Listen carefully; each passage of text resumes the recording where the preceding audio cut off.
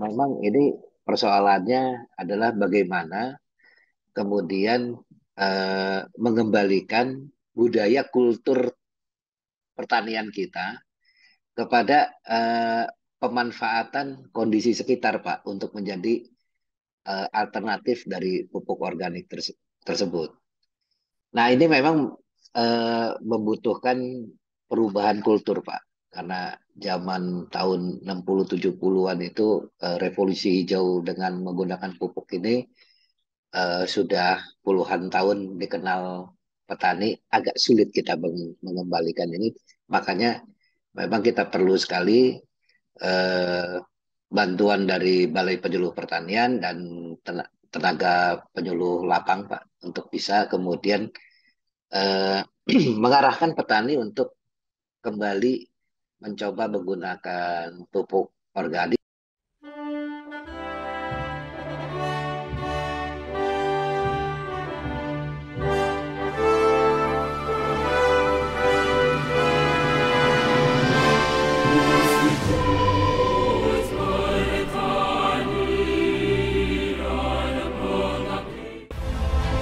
Nama saya Bambang Sadono di kanal Inspirasi untuk Bangsa. Unik juga. Pertama kali lulus IPB sebenarnya sebelum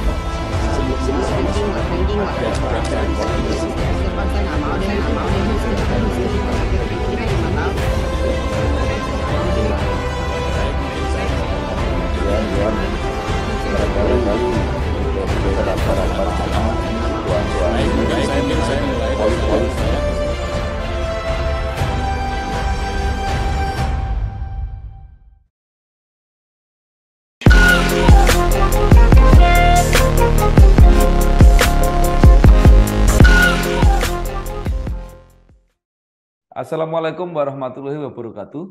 Waalaikumsalam. Bersama saya Bambang Sadono di kanal Inspirasi untuk Bangsa. Mudah-mudahan kanal ini selalu bisa memberi inspirasi, motivasi, dan edukasi. Kami sedang mempersiapkan beberapa video wawancara untuk ikut memberi makna 60 tahun Institut Pertanian Bogor.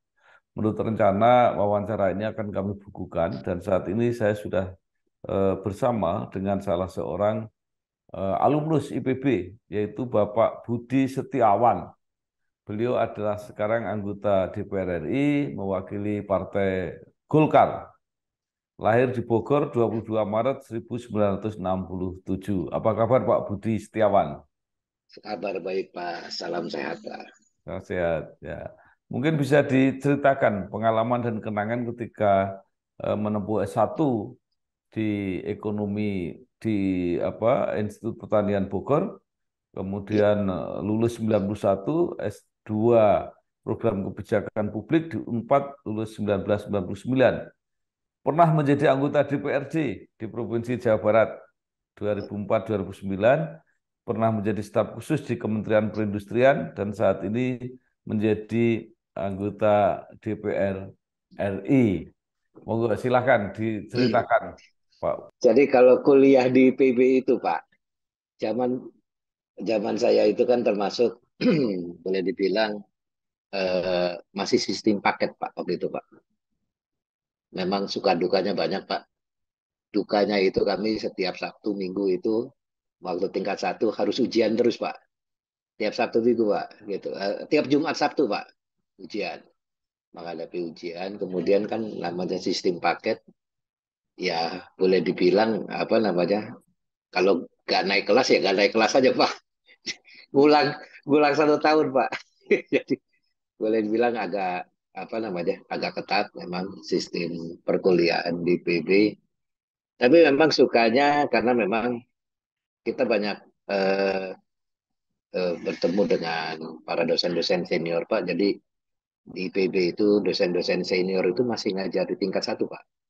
Meskipun dia sudah menjadi staf ahli di kementerian, sudah memiliki jabatan publik, tapi mereka komitmen mengajar di tingkat satunya masih tinggi, Pak. Sehingga kami memang mendapatkan banyak wawasan yang luar biasa. Sekelas Pak Rektor waktu itu masih Pak Andi Hakim Nasution masih mengajar juga di statistik tingkat satu, Pak.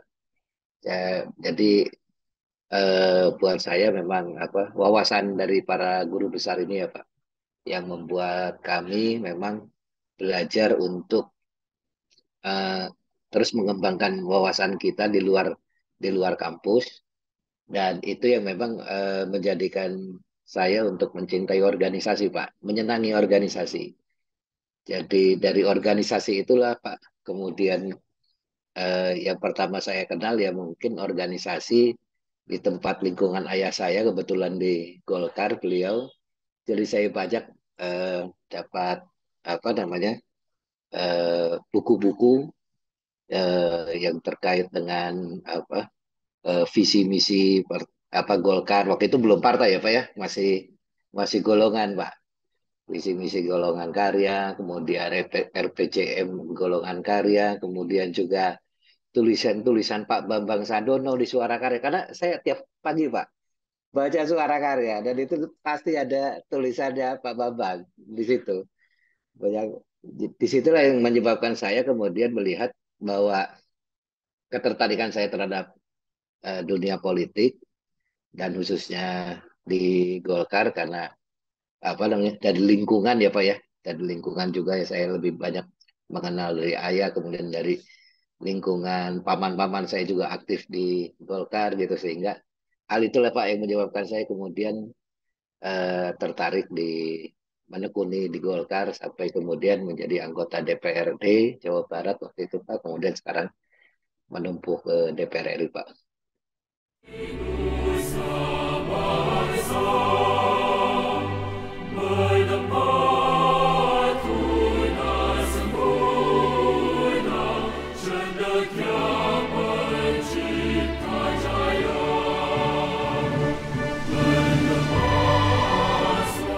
Kalau tidak salah, ayah Anda kan juga aktif di HMI ya, kalau tidak salah. Betul Pak, aktif di Nah, HMI. yaitu Sa- Pak Budi juga mengikuti di situ apa enggak? Iya Pak, saya mengikuti DHB hanya memang tidak aktif di kepengurusannya. Saya lebih banyak kalau di kepengurusannya di lingkup organisasi profesi kampus Pak. Waktu itu kebetulan saya berkuliah di jurusan sosial ekonomi pertanian, eh, tempat eh, organisasinya itu namanya Himpunan Mahasiswa Penggemar Ilmu Sosial Ekonomi Pertanian, MISETA, dan saya aktif di kelompok studi pembangunan. Di situ kelompok diskusi, Pak. Kelompok-kelompok diskusi ya apa namanya? Ya, kami memang banyak eh, mendiskusikan tentang misalnya program apa? Waktu itu lagi rame anu, Pak, pembangunan lapangan golf, Pak. Salah satu lapangan golf yang dibangun itu kemudian banyak apa namanya beberapa di Jawa Barat itu menghabisi lahan pertanian, Pak. Sehingga banyak kita kemudian ikut berdiskusi sekaligus juga melakukan gerakan aksi ke lapangan, Pak, melindungi lahan-lahan pertanian saat itu, Pak. Iya, iya, iya. Nah, yang menarik Pak Budi ini, Kang Budi ini pernah menjadi anggota DPRD di Jawa Barat. Jawa Barat, ya. Jadi Iya, pengalamannya lebih lengkap lah gitu. Nah, apa yang bisa diceritakan selama jadi anggota DPRD di Jawa Barat? di Jawa Barat ini memang menariknya eh, provinsi dengan penduduk paling besar, Pak. Tetapi memang lebih memilih pembangunan itu tidak banyak menciptakan daerah-daerah otonomi baru, tetapi lebih memperankan bagaimana eh, penguatan dari pemerintahan yang ada di tingkat desa dan kecamatan, Pak. Contoh seperti misalnya Jawa Timur dengan provinsi yang apa, ya nggak jauh banyak juga penduduknya dengan Jawa Barat gitu, tapi kabupaten kotanya kan lebih banyak Pak. Kemudian kalau Jawa Barat itu sampai sekarang itu masih 27 kota kabupaten. Tapi memang yang menariknya Jawa Barat ini lebih memfokuskan kepada pemberdayaan pemerintahan di kecamatan dan desa yang memang itu diwujudkan dalam bentuk kebijakan APBD provinsinya yang mendukung kepada pemberdayaan di tingkat kecamatan dan desa kelurahan tersebut, Pak. Nah, kemudian juga pembelajaran yang menarik juga dari segi eh, karakter masyarakat, Pak. Karakter masyarakat Jawa Barat ini eh, senang dengan kesenian, senang dengan nilai-nilai tradisi, tetapi juga dituntut karena letaknya dekat dengan ibu kota. Modernisasi ini juga jadi apa namanya eh, persoalan juga, Pak, di apa namanya di Jawa Barat juga karena banyak kemudian berbenturan nilai, Pak, nilai-nilai antara kultur dengan modernisasi ini yang juga menjadikan persoalan ketika bagaimana banyak lahan pertanian kemudian berubah, Pak.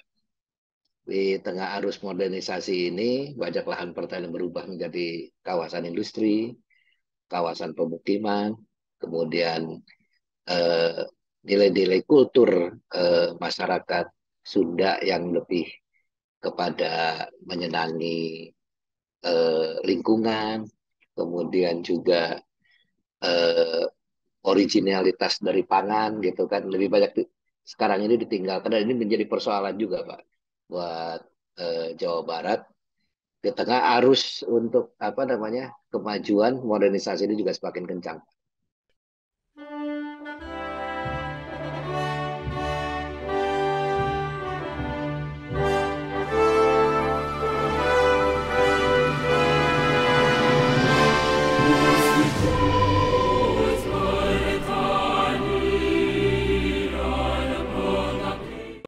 Ya, kemudian setelah pindah ke DPR RI, pernah di Komisi 4 yang Iya, Pak. membidangi antara pertanian. Nah, apa yang dilakukan untuk melindungi tadi persoalan-persoalan di Jawa Barat itu kebijakan nasionalnya seperti apa?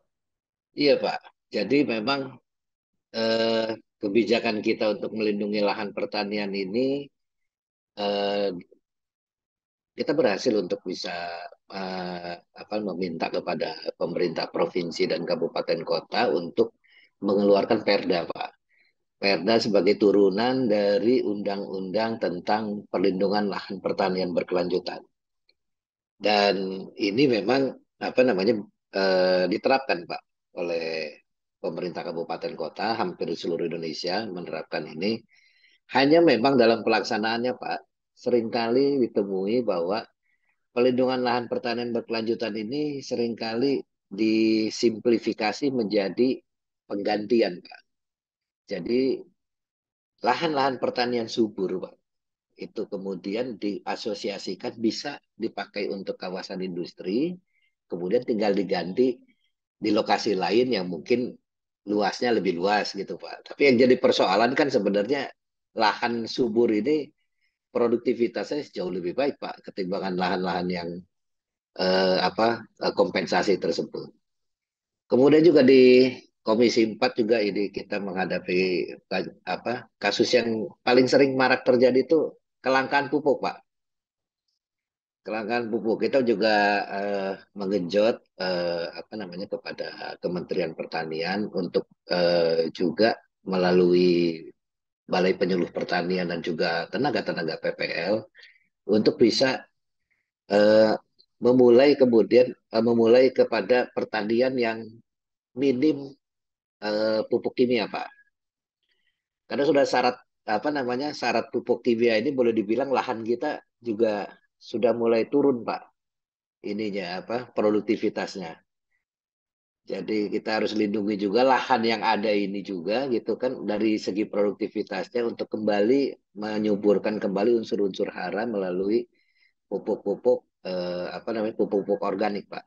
Pupuk unsur hara. Jadi kita juga sedang mengenjot itu kepada Kementerian Pertanian supaya jangan petani juga bergantung terus kepada pupuk kimia, sementara memang dari segi eh, kecukupan anggaran, Pak, memang nyatanya pupuk eh, bersubsidi itu pemerintah kita baru bisa memberikan 30%, Pak, dari kebutuhan pupuk seluruh Indonesia. Jadi memang kenyataannya pupuk bersubsidi tersebut pasti kurang, Pak.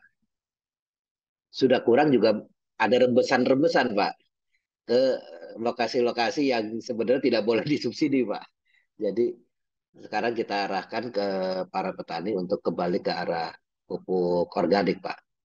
Kemudian soal kekurangan pangan, Pak. Kita hadapi juga kekurangan pangan seperti apa namanya? Kekurangan jagung yang kemarin ini sempat Pak, ramai Pak. Kekurangan jagung untuk pakan sampai presiden pun di demo Pak, gitu. Karena kekurangan jagung. Nyatanya memang kita kekurangan jagung Pak. Kekurangan area penanaman jagung dan sekarang mulai dimulai ekstensifikasi penanaman jagung menggunakan lahan-lahan perkebunan dan lahan-lahan kehutanan yang boleh dibilang tidak produktif lagi, Pak. Itu untuk agar bisa ditanggapi oleh pangan jagung itu.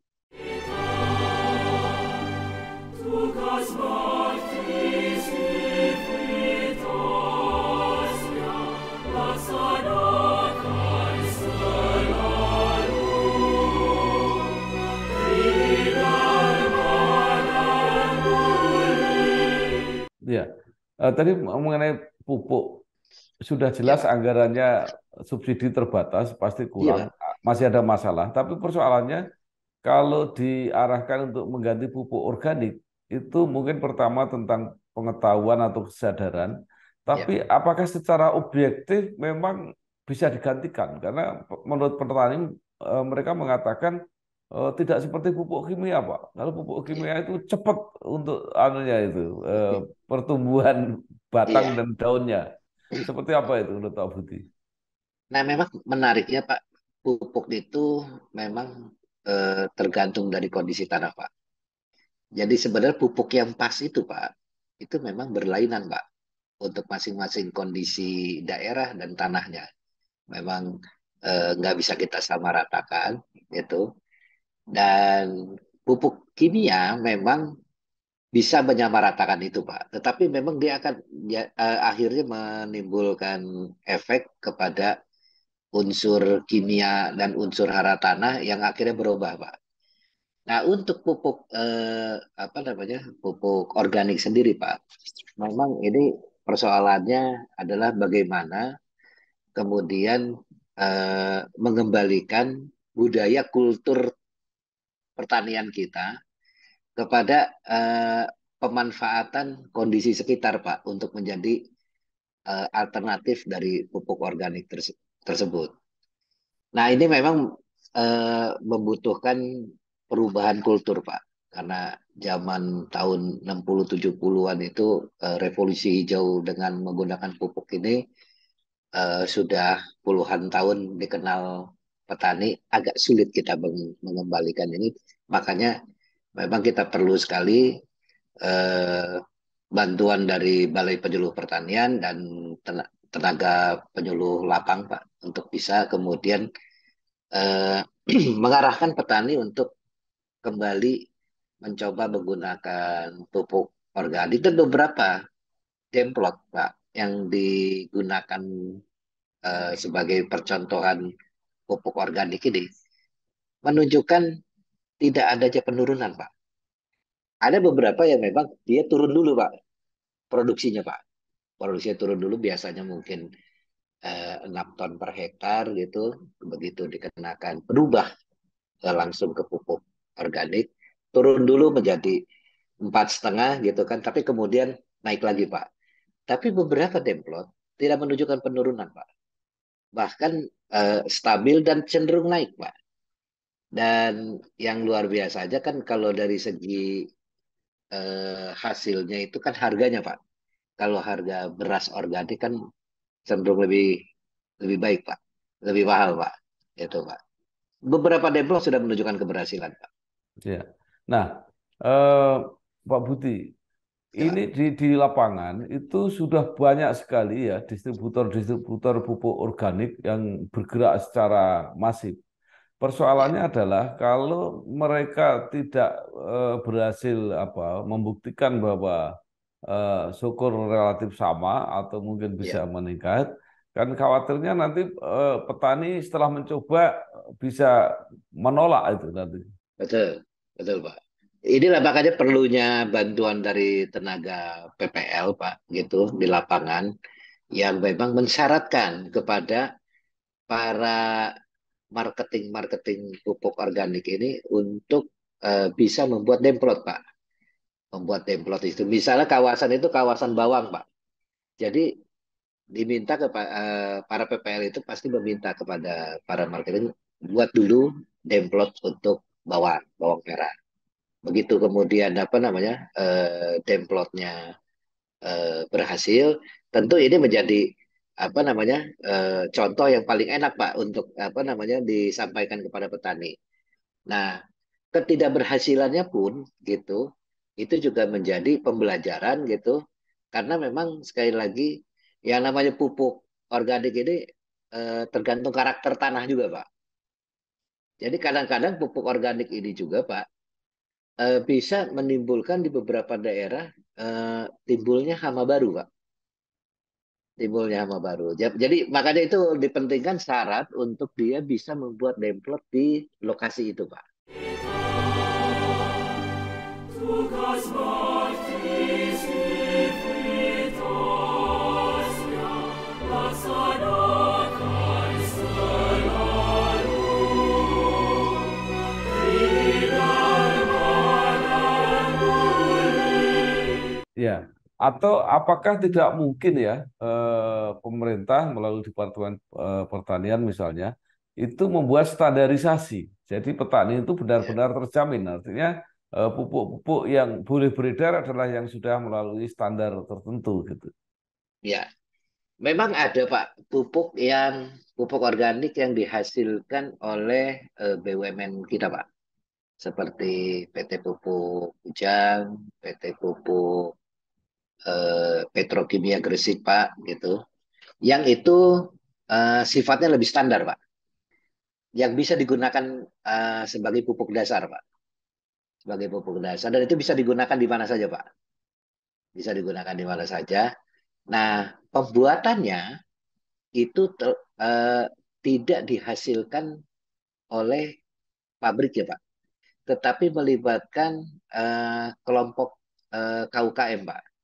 Jadi ada industri rumahan yang kemudian diberikan apa namanya alih teknologi oleh BUMN tersebut untuk bisa menghasilkan pupuk organik. Kalau kayak punyanya petrokimia itu namanya petroganik Pak, petroganik. Petroganik ini udah dibuat di mana-mana Pak. Di Jawa Barat pun sudah ada Pak, home industry yang telah membuat itu dan itu telah berfungsi sebagai pengganti dari pupuk dasar Pak. Iya, oke. Sekarang pindah. Eh, Mengapa Pak Budi Setiawan sekarang pindah ke Komisi 6? Iya Pak, eh, karena penugasan dari fraksi saja Pak.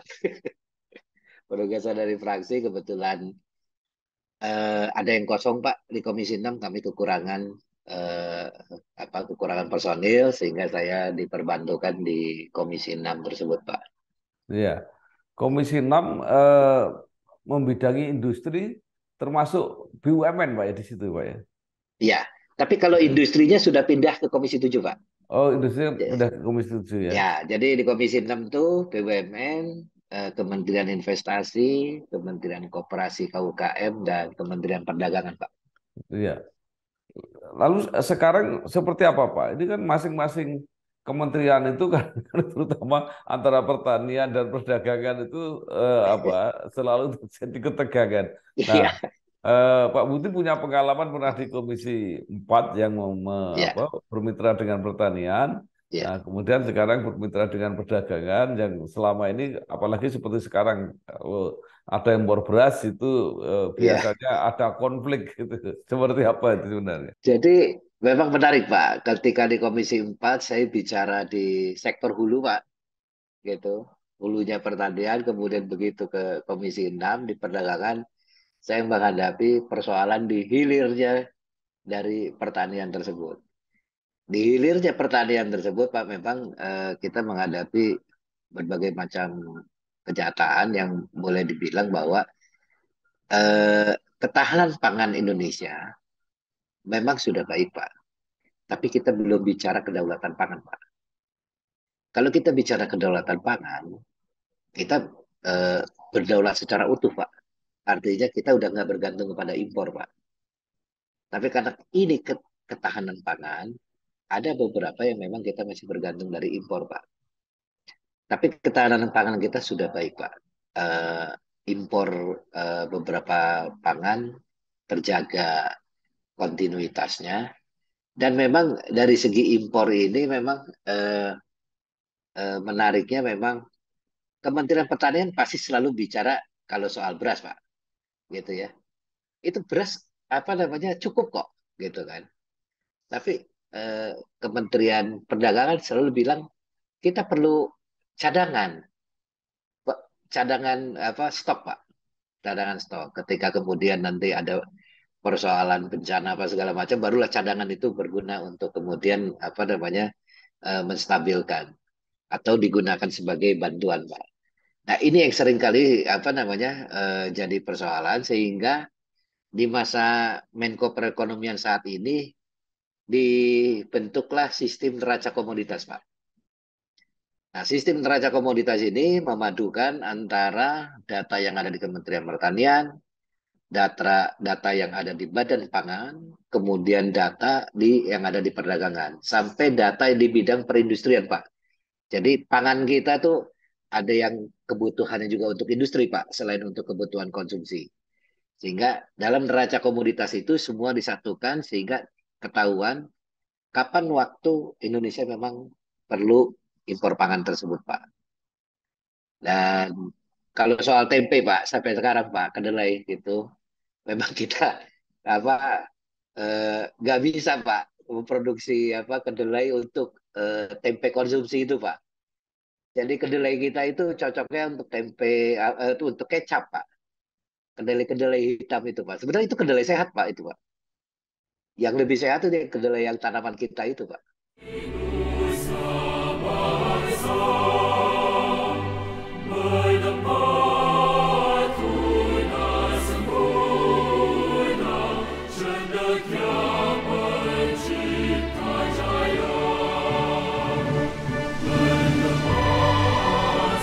Ya, itu yang agak nggak masuk akal itu kan tradisi makan tempe itu kan udah lama sekali. Nah, Iya. berarti sejak dulu pun pasti didukung oleh pertanian yang bisa menyediakan bahan untuk tempe. Tapi kenapa apa ya keahlian untuk menanam kedelai itu jadi sekarang menjadi soal gitu. Iya. Jadi ini tantangan, Pak, buat IPB, Pak. Bagaimana mereka bisa berinovasi gitu kan? Indonesia bisa apa namanya menanam kedelai yang cocok untuk apa namanya tempe konsumsi tersebut, Pak. Eh, Pernah, Pak, dicoba, Pak, tapi memang hasilnya kurang bagus, Pak. Hasilnya kurang bagus, kemudian juga apa namanya rawan anu, Pak, rawan terhadap hama, Pak. Jadi yang lebih kuat itu kedelai yang memang kedelai yang hitam itu, Pak, yang untuk kecap tersebut. Nah, ini kalau misalnya Amerika macam-macam sama kita, Pak, urusan tempe ini, Pak, kedelai gitu kan.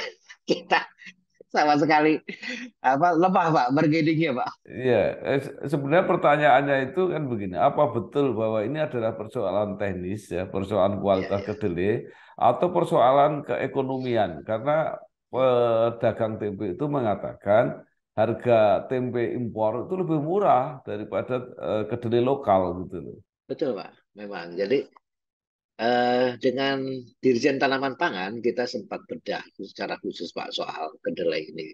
Walaupun Dirjen Tanaman Pangan belum mau menyerah, Pak. Tapi memang dia katakan bahwa kita tidak efisien di dalam menanam kedelai ini. Di dalam menghasilkan kedelai untuk tempe konsumsi itu memang kita tidak efisien petani kita. Nah, untuk itu memang dia belum menyerah karena dia yakinkan bahwa kalau dukungan apa sekarang ini memang sedang dilakukan serangkaian penelitian untuk bisa mengarahkan kepada efisiensi tanaman kedelai tersebut. Jadi kalau sekedar sekarang tumbuh bisa, Pak, tumbuh dengan baik gitu kan bisa. Tetapi memang belum dalam skala yang ekonomi, Pak. Nah, ini yang lagi dikejar, Pak. Apa namanya? Bagaimana supaya eh, petani kita bisa menanam itu dengan skala ekonomis. Tapi kalau ini juga skala ekonomi bisa dibantu dengan subsidi, ya nggak fair juga Pak nanti Pak. Gitu. Kita ingin ini ekonomis, tapi ekonomis yang bisa bersaing dengan pasar di luar Pak. Persoalannya memang Amerika bisa menanam itu dalam skala yang skala luas Pak, skala luas. Di samping itu juga iklimnya mendukung gitu kan, sehingga bisa menghasilkan kedelai dengan harga murah tersebut Pak. Cuma kalau dari segi kesehatan Pak sebenarnya ya apa namanya? Sekarang ini kan udah kualitas kedelainya kurang bagus juga Pak dari sana Pak, dari Amerika itu. Nggak seperti tempe dulu Pak, nggak seperti tempe tempe dulu. Kalau tempe kalau sekarang kan udah ada eh, transgenik ya itu Pak. Tugas Martis Infinitas, Lassana Cancelarum, Fidal Manam Muri. Ya, ya. Jadi Sudah. ini tantangan yang luar biasa karena ini kan makanan apa ya, makanan rakyat, makanan yang sangat Iya, sangat populer gitu ya. Jadi kalau terganggu memang bisa repot. Jadi selain pemerintah juga perguruan tinggi harus serius ini betul merencanakan Pak, ke depan ini. betul Pak. Nah, sekarang pindah ke politik, Pak Budi Setiawan. Apa Monggo yang Pak.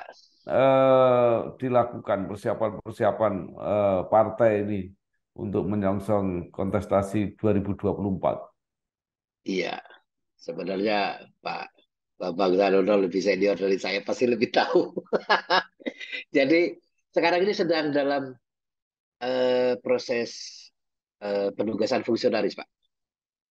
Jadi sedang disiapkan proses penugasan fungsionaris yang nanti akan menjadi apa namanya eh, eh, apa bakal caleg, Pak, bakal caleg dari Partai Golkar. Selain itu juga Partai Golkar telah menyiapkan persiapan saksi, Pak. Jadi sudah ada badan saksi nasional dan dibentuk juga badan saksi di daerah-daerah supaya eh, tidak setiap pemilu kita baik itu pemilu legislatif maupun pemilu kepala daerah Pak sibuk Pak ngurusin saksi, nyari-nyari saksi. Nah sekarang ada badan saksi yang memang mengurusi rekrutmen, pelatihan dan apa namanya pemeliharaan dari saksi tersebut Pak. Jadi ketika sudah beres pileg, pilkada, nah saksi ini mau jadi apa gitu Pak? Apa namanya? Nah inilah yang kemudian apa namanya eh, di direkrut, dilatih, kemudian juga untuk menjadi kader teritorial, Pak, mereka, Pak. Nah, ini sudah dibentuk, Pak. Kemudian juga sudah merencanakan untuk persiapan eh, persiapan nominasi dari caleg-caleg potensial, Pak. Jadi, alhamdulillah banyak yang bergabung, Pak, di Partai Golkar, termasuk Gubernur Jawa Barat juga Ridwan Kamil bergabung, kemudian juga beberapa tokoh-tokoh yang lumayan menjadi apa namanya tokoh di sosial media juga bergabung di Partai Golkar.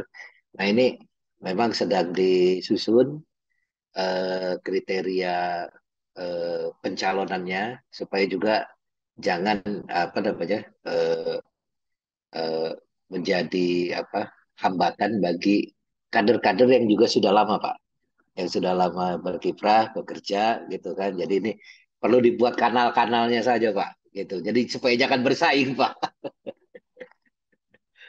Iya. Nah, sekarang yang menarik begini, eh, mengapa alumni IPB itu juga banyak sekali yang menjadi politisi? Anggota DPR itu banyak sekali yang dari IPB. Itu seperti apa itu pengalaman Pak Budi sendiri? Iya, Pak. Jadi juga apa namanya ketemunya juga begitu udah di dunia politik, Pak. Oh, ternyata ini alumnus IPB juga. Tapi lebih banyak yang diperbankan, Pak. Jadi angkatan saya itu, Pak, kebetulan angkatan saya itu lulus ketika eh, dikeluarkan paket kebijakan bagi kemudahan pendirian cabang bank, Pak. Jadi bank-bank waktu itu diberikan kemudahan untuk mendirikan cabang. Jadi sehingga saat itu angkatan saya kebetulan Pak baru lulus. Dan kenapa banyak dari angkatan saya di perbankan tuh karena pada saat bertepatan Pak dengan itu. Nah,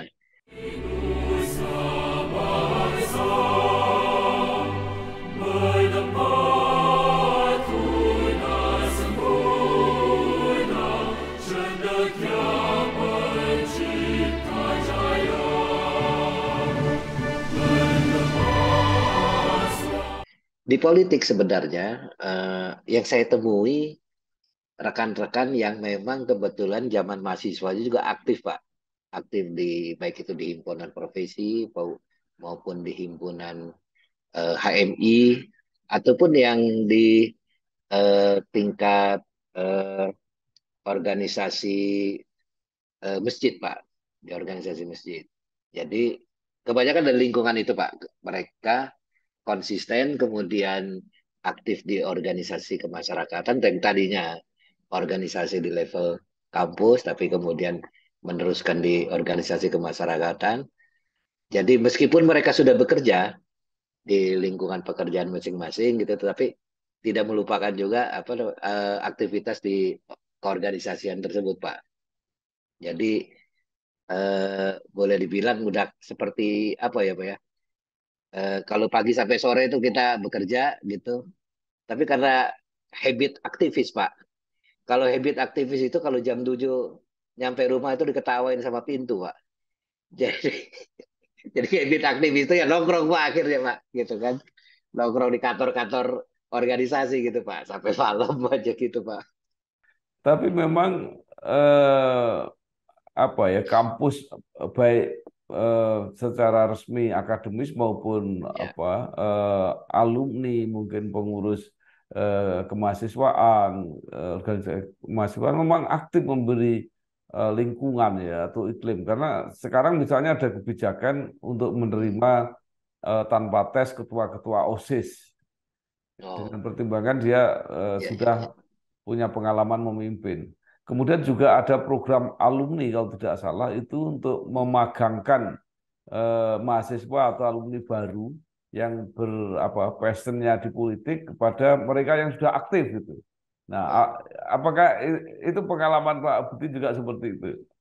Kebetulan Pak memang eh, eh, eh, dosen-dosen yang aktif eh, di perkuliahan eh, mata kuliah yang menarik ya Pak ya.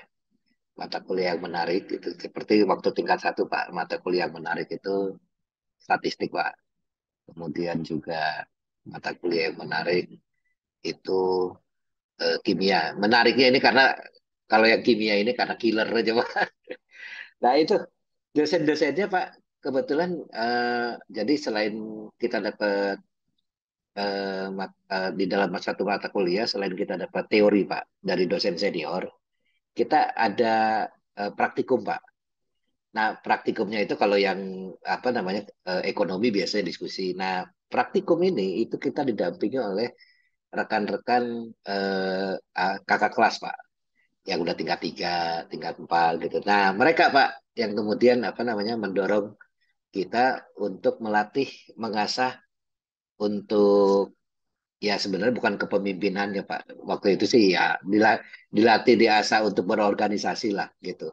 Jadi mengerti juga dunia di luar kampus seperti apa gitu kan. Jangan melulu hidup di kampus apa dari belajar ke ujian begitu. Jadi kita juga melihat kondisi sekitarnya karena memang di PB ini kita dituntut apa mengembangkan wawasan dan wawasan yang paling baik itu menurut dosen-dosen kami dan juga kakak kelas itu di luar kampus malah Pak. Jadi sudah terbiasa kita Pak untuk didorong ke arah organisasi, bergaul di luar gitu dengan masyarakat, bukan cuma sekedar di kampus saja Pak. Pak, hati-hati yo. Bagi para pekerja keras yang berlomba dengan matahari pagi, Durung Kang. Ya badai dengan kategori 4 ini datang dengan angin. Bojoku ngapa? ada jaminan kecelakaan kerja. Buat yang banting tulang demi cita-cita yang tersayang. Ada jaminan hari Boleh tua. jadi pilot nggak? Boleh, Nduk. Pokoknya Ibu dukung. Hati-hati, Pak.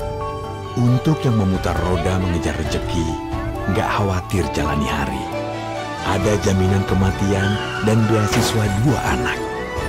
BPJS Ketenagakerjaan agar mereka bisa kerja keras bebas cemas.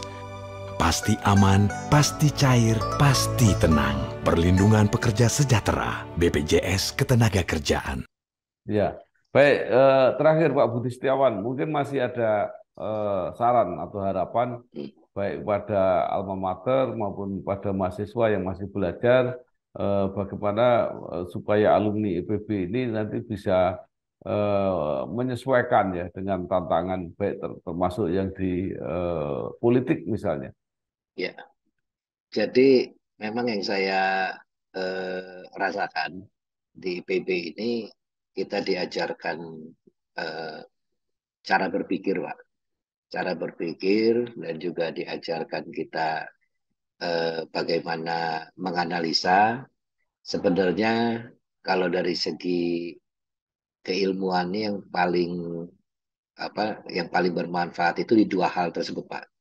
Yaitu mengasah kami untuk menganalisa persoalan, mengasah kita untuk menjadi solutif, kemudian juga bagaimana kami juga diajar untuk mengembangkan wawasan, menerapkan keilmuan kita di wawasan luar kampus, Pak.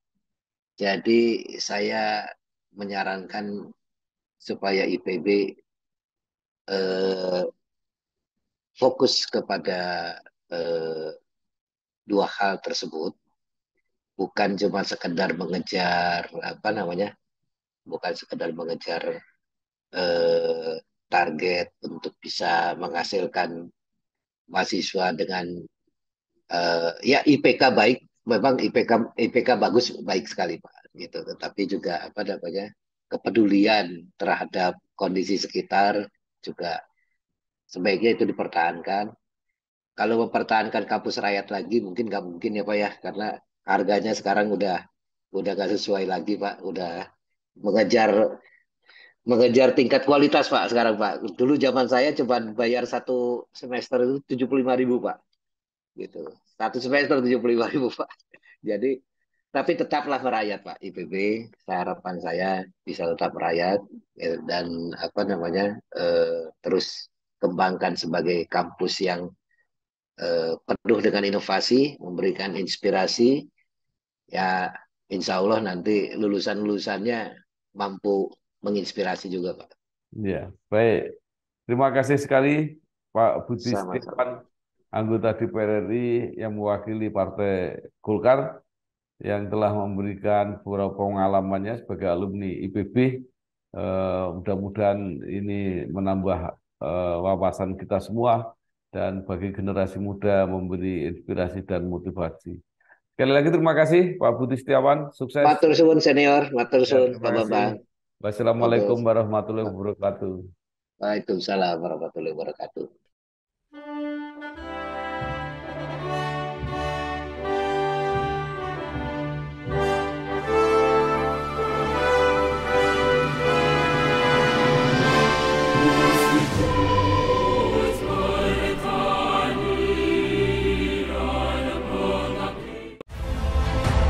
Saya Bambang Satono di kanal Inspirasi untuk Bangsa. Unik juga, pertama kali lulus IPB sebenarnya sebelum